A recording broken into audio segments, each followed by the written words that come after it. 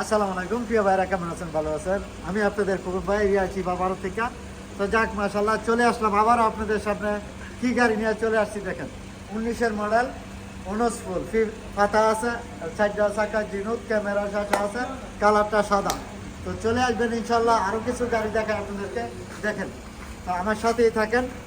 এটা হলো 15 মডেল, এটারও পাতা আছে, চারটা চাকা জিনুক, ক্যামেরা শাসা এবং গিয়ার মাকিনা ইঞ্জিন ইনশাল্লাহ সবই ভালো আছে।